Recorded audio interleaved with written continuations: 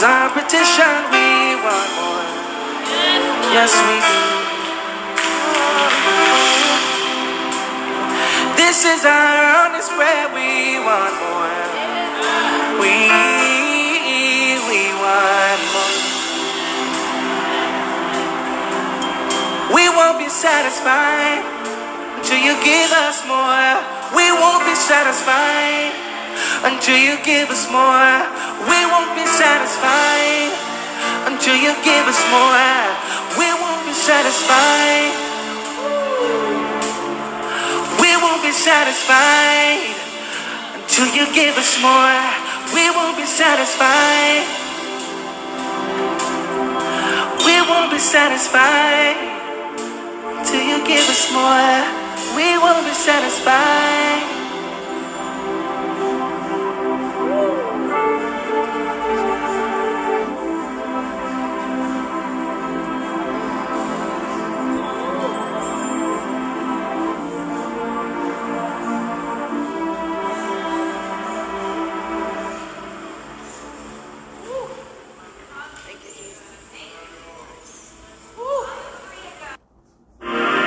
There I was, standing shamefully in a courtroom, surrounded by demons on my left and angels on my right. Satan as the persecutor, holding millions of records about my life, and God sitting on a throne with a mighty gavel in his hand. I had no lawyer.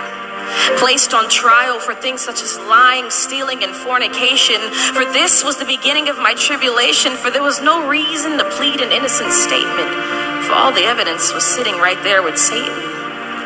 The demons smiled as tears rolled down the judge's eyes, for they clearly knew that now was the hour of my demise. But wait. In came a light shining so bright that the demons smiling suddenly jumped with fright. And the man that walked in that night was none other than Jesus Christ. Darkness departed to give way, and glory was all the angels could say, as the man that walked in that night pulled out a lighter and immediately set Satan's records against me on fire. He took the sentence file and erased my name, looked at me in the eyes and said, "Daughter, I'll take the blame." Handcuffs were placed on this man and he was thrown to the ground. The entire courtroom gasped at this horrendous sound, and the sudden seized the beat of his heart. The man that walked in glowing had now become dark. I did this to him. My lying, my stealing, my cheating, and he took the pain and spent 3 days in the hell that I was to go to for eternity. I left the courtroom that day, and there was nothing I could say. I was found innocent, for Christ handled the debt that I was to pay. This type of love is more than you could give to a girlfriend, boyfriend, husband, wife. This man died for me. I owe him my life. And even though my life is not at all worth it, how could you ever trade preferent for perfect? See, I gave my life to Christ and suddenly picked up a mop. The lying, cursing, cheating, all that had to stop, because my life had been bought. And it'd be a shame to sit there and do nothing but let it rot. I'm not perfect, and the will to sin hasn't completely diminished from my life.